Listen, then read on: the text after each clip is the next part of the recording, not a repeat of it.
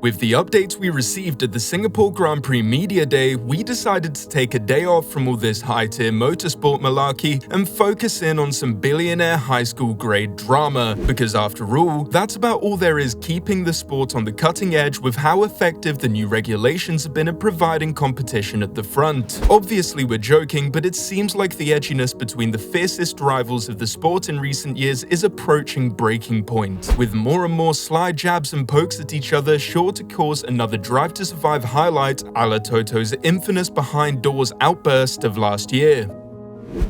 Want to know what Verstappen had to say about Wolff's jab? And just what has the social paragon Hamilton got to say about Marco? Stick around to find out, because Perez had a response we were not expecting. Underplaying the achievements of rivals might as well be a part of every team principal's contract. However, Toto's recent comments on Max Verstappen taking another slice of history for himself really seems to have hit a nerve in the Dutchman. If you cast your mind back to last week, you'll remember that Wolff said that Verstappen's record-setting 10th consecutive win was just for Wikipedia, and that nobody reads that anyway. This kind of bait wouldn't even fool the simplest of fish, and should probably just have been looked over. However, it seems that Toto's Toto really got the bull going. Never one to take the high ground, Verstappen had this to say. Well, no, I'm not disappointed in that. They had a pretty shit race, so he was probably still pissed off with their performance. He almost sounds like an employee of our team sometimes. But no, luckily he is not.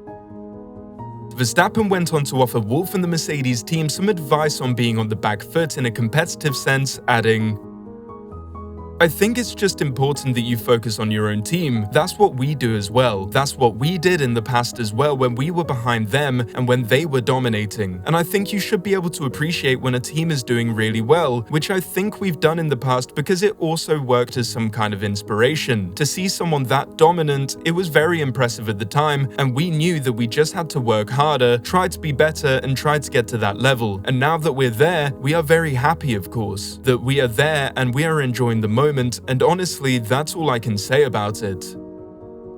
Now, while this would be an innocuous comment and legit offer of advice for those who only started watching the sport in the past couple years, those of us that were watching pre-Drive to Survive and during Mercedes' era of dominance will remember Horner complaining until he was red in the face and trying to find every way possible to undermine Mercedes' achievements. And before you get at us for our obvious Mercedes bias, I'd like to highlight that this is just something that most team principals do, and it's actually incredibly frustrating when people approach the sport with a holier-than-thou attitude when they are at the top of the sport, just like Mercedes did during their period of domination. It just so happens to be that it's Red Bull's turn to poke at the bee's nest in this case. So it wasn't just one way that the shots were flying, however. Exchanges were made from Mercedes, but on a different topic entirely, with Lewis Hamilton taking issue with Helmut Marko's recent remarks about Sergio Perez. Speaking to Service TV last week following the Italian Grand Prix, Marko blamed Perez's inconsistent form this season on his ethnicity. To refresh you on his comments, Marko said, "We all know that he has problems in qualifying, he has fluctuations in form, he is South American, and he is not as completely focused in his head as Max Verstappen or as Sebastian Vettel." So what did Hamilton have to say about this? "It's completely unacceptable what he said," Hamilton told Sky. "Whilst we say there's no room for any type of discrimination within the sport, which there should be no room for it, to have leaders and people in his position making comments like this, it's not good for us moving forwards. I think it just highlights the work that needs to be done." This type of response is to be expected from Hamilton given his own campaigns for inclusivity in recent years, as well as the setup of the Hamilton Commission. This should come as no surprise. His frustration was evident in the abhorrent disregard of the combined efforts of the sport displayed by someone at the top of the food chain with as much control and input as Marko has in his recent comments, going on to say, "There are people in the background working really hard to combat these things, but it's really hard to maneuver when you've got people at the top that have those kind of mindsets that stop us from progressing. I'm not surprised, to be honest. This is not something you just apologize for, and it's all okay," Hamilton said. "I think more needs to be done." Hamilton found it interesting that there had not been more done by Red Bull to condemn Marko's comments, leading to speculation on the Red Bull leadership and their approach to backing up, or rather not backing up, their own and the sport's public outcry of anti-racism and equality. Teams, when they've had individuals make comments, they usually are removed or put out a quote and say that they don't support this kind of thing, so it's interesting that they haven't done so for this one.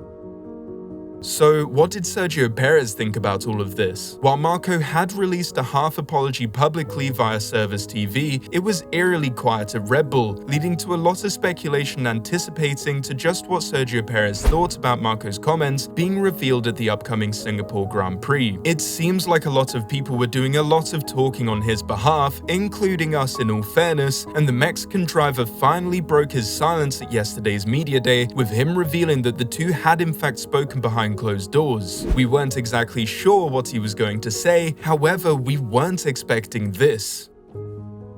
I had a one-on-one conversation with him, he apologized, that was the most important thing for me. Now let's put that behind us. I have a personal relationship with him, and knowing helps a lot because I know for a fact that he didn't mean it in this way. It was important that I got the communication from Helmut straight away. As I say, we have a personal relationship, and that was more important than anything else publicly you could have to make. Given the fact that this is not the first time Checo's ethnicity has been brought up in a negative light by the Red Bull senior advisor, we would have expected a bit more of a rebuttal. However, one thing that is worth considering is the fact that Checo isn't exactly in the safest seat in Formula 1. Much speculation has been given to his future or potential lack of one with Red Bull, and the last thing the Mexican driver would want to do is call out one of the head honchos. Not only that, but one of the most brutal and cutthroat in terms of driver rotation out there. It might just be that Checo is more forgiving than I, but I honestly can't see Helmut's track record of punching down on Checo and not feel that more frustration is due. For the time being, Checo says there is no problem, and all we can do is take him at his word, but I do have to wonder just how long Checo's patience can persist if Marco keeps insisting on making comments like his ones following the Italian Grand Prix.